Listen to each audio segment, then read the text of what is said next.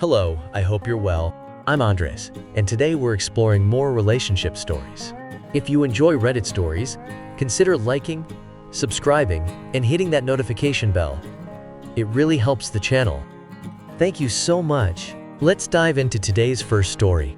This suggestion came from Tired as Hell Already on R Mark Narrations, who said it's one of their favorites. The post is from Still Angry After 4, who says, "It's been 4 years, and I thought I was past it. But after this Memorial Day, I'm not. I need advice. I've been reading these subreddits for a while, hoping to find someone with a similar situation to see how they handled it. But I guess my situation is unique. So here we go. First, let me be clear. I don't care if you think this is fake. I don't care if you want to rip me apart after I vent. It already happened. I thought I was okay. I thought I moved on, but after last weekend, it all came back. The anger I had back then just came in full force. Even though I'm back home with my fiance, that anger towards my ex just won't go away. I spent years in anger management for what she did and the situation that was created. I thought I was okay. Right now, I just turned 39. I was 18 when I met my ex Marisol. At that time, I was a gang member with the Latin Kings. I had been a member since I was 13 and was always in and out of trouble. Marisol was a church girl. My grandmother dragged me to Sunday Mass, and when I saw her, it was love at first sight. I asked my cousin, who was a friend of hers, to introduce us, but he refused. He didn't want me to mess with her or ruin her. Have you ever met someone that you wanted to make yourself better to be with? Wanted to be that man who would walk the right path? That was her. When I found out that she was going to church almost every day, I hung out by the steps talking to her. I always walked her to and from church. She made me feel like I wasn't worthless. One thing led to another, and we were dating. I felt great for a year and a half. After I pushed myself away from the gang life, got my GED, and became a regular churchgoer, I was thinking about the future. But I got unintentionally pulled back in. I was at a store and ran into someone I used to have problems with. They were running their mouths, and I tried to ignore it.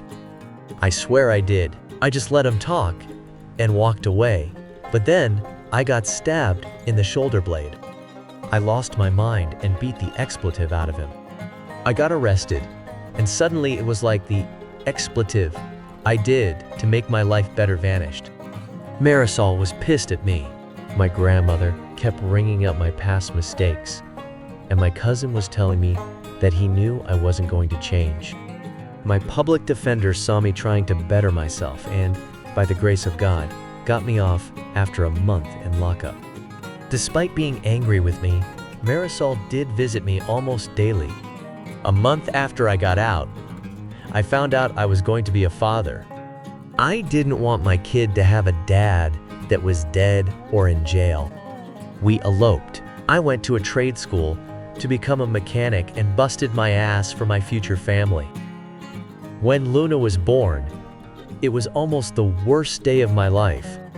Marisol wouldn't stop bleeding. She went into shock, and they had to give her a double hysterectomy. She was in the hospital for months, and Luna became my world. I wanted her life to be the best. I wanted to give her the world. When Marisol was released, I promised her that our daughter will have a life far better than ours. For years, I kept that promise. I saved enough money to move us to the suburbs, became homeowners, was a Girl Scout leader, if you can believe that. Made sure Luna went to private school, made sure she knew how to defend herself, and always made sure I was the perfect husband. I didn't know my parents. I didn't have a positive male role model in my life, so I didn't know what a healthy relationship looked like. That's a lie. TV dads were my male role models, and I mimicked them and the marriages they had on TV. As the years went by, I owned my own garage. My cousin became a pastor. My grandmother was still a pain in my ass. My relationship with my wife was stronger than ever. I made sure I kept my prison body, but Luna, Luna hated me since she turned 13. She just started hating me. She didn't want me to hug her, rolled her eyes every time I told her I loved her, ignored me when I asked her about her day in school. It hurt me, and Marisol saw it. She told me that she's a teenager and that I should just let it ride. She will come back to me. For 2 years, it was like that. So for her quinceañera, I wanted to go all out, but everything she wanted, and she was still disrespectful. Briefly, the old me almost came out just to put her in her place. But instead, I went to my cousin, vented my frustration and doubt about being a good father. He just told me to let her be and said a prayer for me. I wanted a slideshow for the father-daughter dance. I got a chunk of the pictures of us together, but I realized I didn't have any recent pictures of us.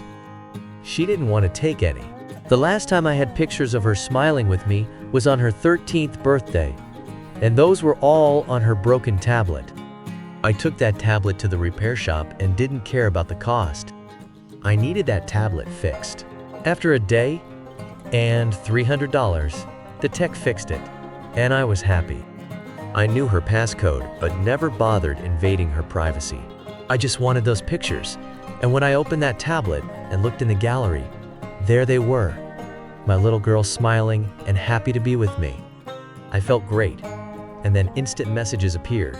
It was my daughter talking to my wife. There was a long banter that she didn't want me to dance with her, and it did hurt, but like my wife said, she's being a teenager.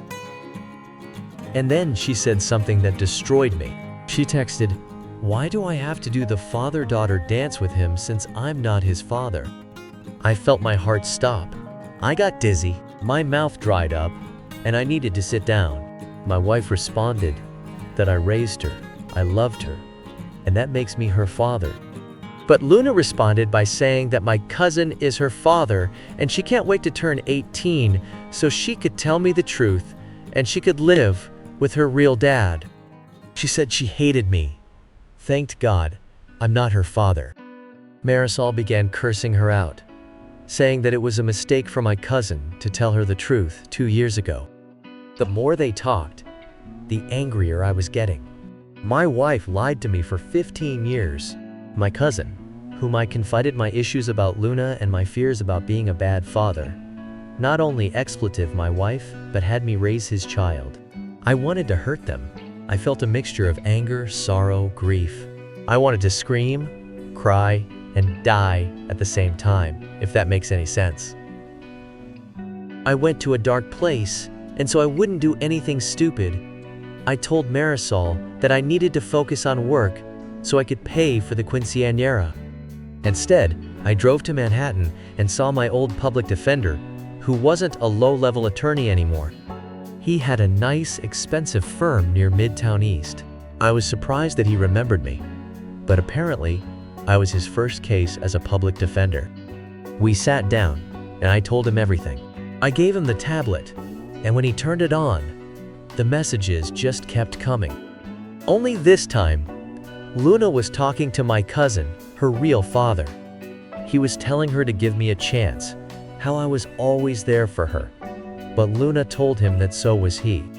Now it makes sense that they have so much in common and even call him Popeye multiple times in their conversation. He responded and told her that she was his little girl. We went through our options, and he asked me what I wanted to do. I told him that I wanted to go full scorched earth. I wanted to poison the well, and he asked me several times if that is what I wanted.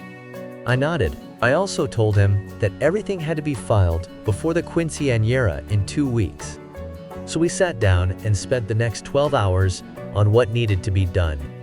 I followed the instructions for the letter. I secretly placed my business for sale, all the private school, and told them that I will not be paying for next year, closed the college accounts and the savings that I had for Luna, and prepared to place my house for sale online. No one was the wiser. I followed his instructions perfectly. There was only one thing I deviated from. The day of the quinceañera went off without a hitch. The whole family was there. Luna was smiling, having fun. Marisol kept asking me if I was okay, and I lied to her. It was hard lying to her. From the moment I met her, I never lied to her. During those 2 weeks, every time I kissed her, held her, made love to her, it was hard not to scream at her. It was hard not to hate her. She knowingly let me raise another man's child. She slept with my cousin, a man who I saw as my brother, the godfather of my child, the best man when I eloped, my confidant. So the rage was hard to suppress, to say the least. When it was time for the father-daughter dance, I called her to the center stage. She looked annoyed but walked over. Music was playing, and she smiled. It tore me apart seeing her smiling at me. For years, I wanted to see that smile again, and now I didn't want it. As we danced, I had the slideshow playing pictures of the two of us. And towards the end of the song, screenshots of her text messages with her mother and real father. Needless to say, this didn't bode too well. Marisol looked like she saw a ghost. Luna just kept staring at the large screen, and my cousin just stared at me with fear. Marisol ran to me and told me that she could explain, and I told her that I filed for a divorce as she could explain it in court. She grabbed my arm, begging, and I pulled back. I told Luna that I busted my ass to give her the world, and now she doesn't deserve it. I began to walk out, but not before telling my cousin that every time I see him, I'm going to knock him out. Then I knocked him out. The aftermath was harsh. Marisol and Luna were at my grandmother's apartment. The family was shocked and disgusted with her. They wanted nothing to do with her. Father actually apologized to me. I don't know why. He never liked me, despite turning my life around. That man hated me, but now I was the perfect husband and father. Just a few days prior, I was the former piece of expletive. My grandmother had the audacity to tell me about the story of Abraham and how when he came back from battle 3 years later, his wife had one child, and he raised him as his own, and how I should just be like Abraham. So I told her to get the expletive out of my house. Marisol came a few days later, crying as soon as she saw me, telling me that it was an accident.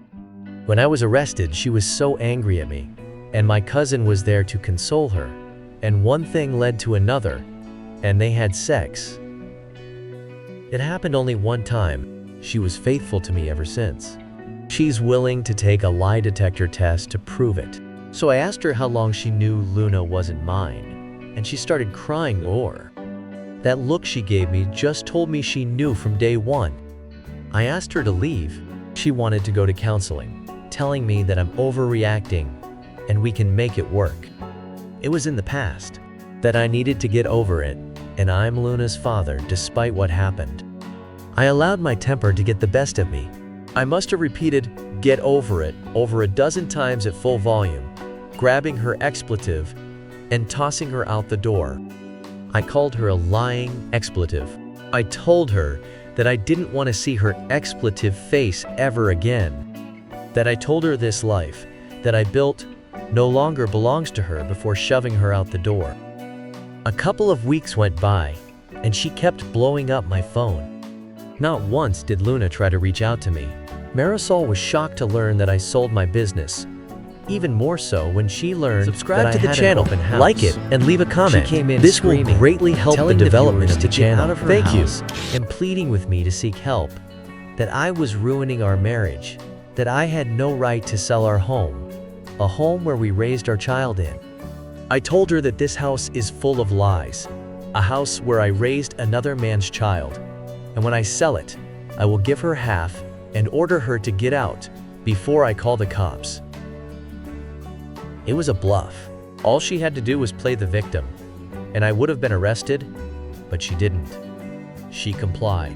Shortly after this, my cousin came to talk to me, and I knocked him out, dragged him outside, and closed the door. I refused mediation. Marisol wanted to reconcile, but I didn't.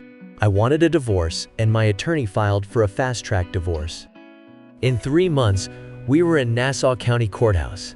I barely spoke to anyone during that time. I read horror stories about the court system, especially during divorce proceedings, but I didn't have that.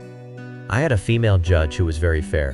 My attorney took care of everything. First, Marisol's lawyer tried to talk about my past when I was in a gang, as if my past barred a reason for me to be a terrible husband and father. But my attorney quickly smacked that down, and the judge reprimanded her attorney for trying to shame someone who turned their life around.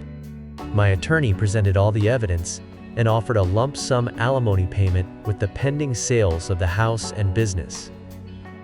At first, Marisol kept asking me to reconsider, but I ignored her.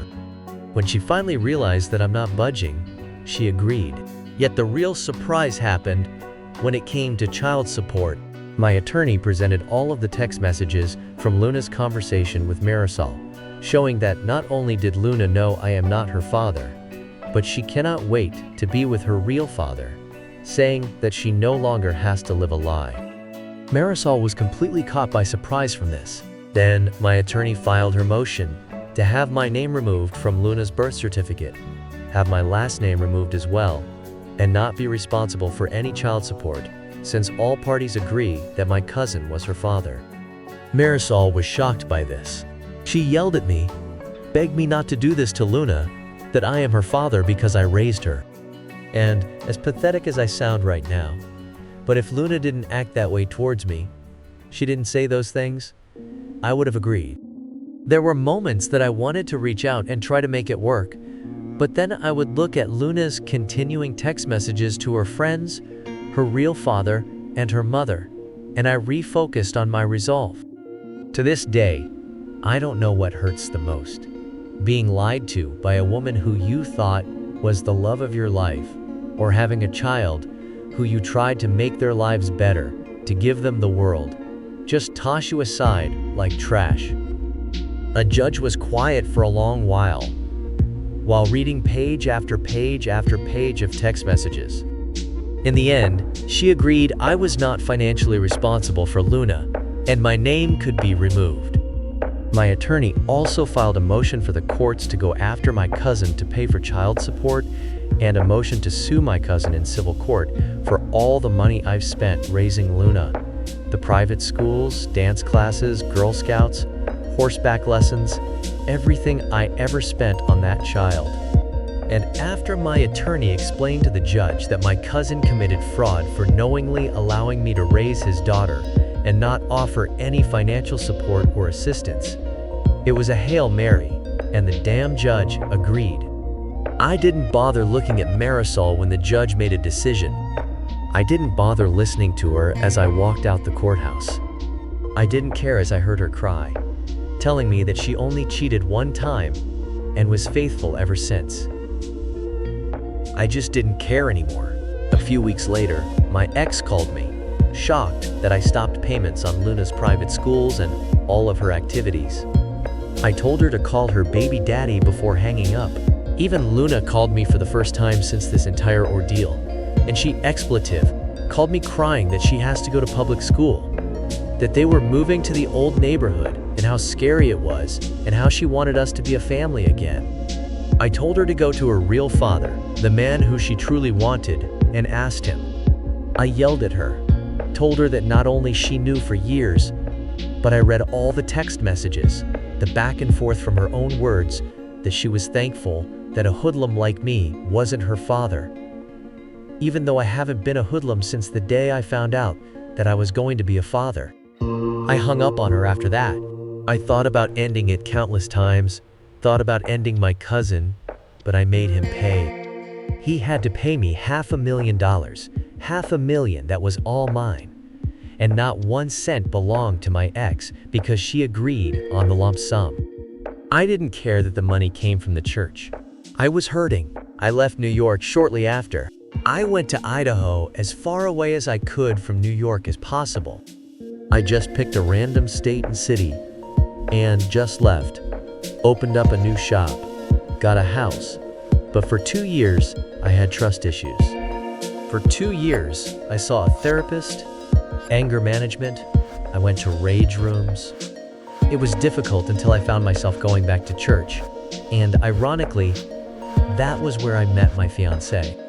Jocelyn is wonderful. She just turned 30 at the time, and we just hit it off. I told her everything that happened to me. I explained to her that I'm going to have trust issues, and she understood. A year later, she told me that I was going to be a dad and insisted that for me to have a DNA test just so I can have peace of mind. I forgot what it felt like to be happy again, and when my son was born, I was overjoyed. I called my grandmother for the first time in years. She cried when I told her about my son. She insisted that I come to New York so she could meet her great-grandchild, guilt-tripping me by saying that she's 90 and would like to see me one more time, and I agreed. We flew to New York, rented a car, and drove to Bushwick. One thing I disliked about the hood: you only need to see one person from your past, and the whole expletive neighborhood knows that you're back. My grandmother saw my son, met my fiancée, made an offshoot comment in Spanish about her being white, and I just yes her to death. I was planning to spend the week, do the tourist thing for once. It was Jocelyn's first time in her life in the Big Apple, and I wanted to make it special. Damn it, nothing works out as planned. First, my ex shouted my name from downstairs. I looked out the window and was surprised how fast she got. My grandmother told me in Spanish to talk to her, and Jocelyn agreed. I went downstairs and was awkwardly silent for a minute, and the anger just came back like a flood. Marisol told me that I look good, and said, as she looked like expletive. She told me that she missed me, that she's never been with another man since the divorce, and I ignored her. She even had the audacity to tell me that I'm a grandfather, and I gave her a look. Apparently, Luna got with a decent guy and got knocked up at 18. A baby daddy joined the Marines to support them, and her father wanted nothing to do with her, just pay his child support and refuses to acknowledge her. He's no longer a pastor and is working at the Banco Popular 2 blocks over, and told me that Luna named the baby after me, and I couldn't stand looking at her. Marisol wanted me to wait because Luna was on her way over, and I just walked away. I went to my grandmother's house, and I didn't have to tell Jocelyn anything. She just knew, and we left in the elevator. I told her what happened, and she smiled and told me everything was going to be all right. Look on Marisol's face when we left the building. She was looking at my fiancé like she was the other woman, and Jocelyn, without missing a beat, introduced my son to her. "Oh," she said, "I would like you to meet his biological child." That was a knife twist, but she knew my pain. Marisol kept trying to stop me from leaving, telling me that Luna felt bad about what she did, and Jocelyn wanted me to make amends. I was so angry. I hopped into the car, ignoring Marisol's pleads, and Jocelyn told me to extend an olive branch. So I gave her my number so Luna could call me and left. At the red light, I saw my cousin by the Cuja Frito stand, and I don't know what came over me. I got the car, ran up to him, and beat the expletive out of him. Jocelyn was screaming, telling me to stop. When we locked eyes, I could see the fear. I spit on him and left. I'm back home, working, being a dad, and a good fiancé to a beautiful woman. Yet since going back, when I'm alone with my thoughts, the anger comes back. Luna did text me with a picture of her smiling with her son, telling me that she was sorry for what she did. Yet I don't know if she's sorry that she missed me, or is she sorry because the man she wanted to be her father wasn't the man she thought he was. I'm confused, and I'm scared to reach out to her. I want to get past this, and I want to move on. Family was my everything. My daughter was my world. Even after these years, it still hurts. It still makes me angry. But I know I need to move on. But it's hard. I want to reach out to Luna, but I'm so scared. I have people telling me to let her back in, but all I could think about are those text messages and the lies. Constant lies. I need help, and my usual methods are not working. Thank you for reading this. I needed to vent. Like I mentioned, I don't care if you think this is fake. I really don't give a rat's ass. But your help is appreciated. Friends, We will stop on this note and continue next time. Don't forget to subscribe, so as not to lose my channel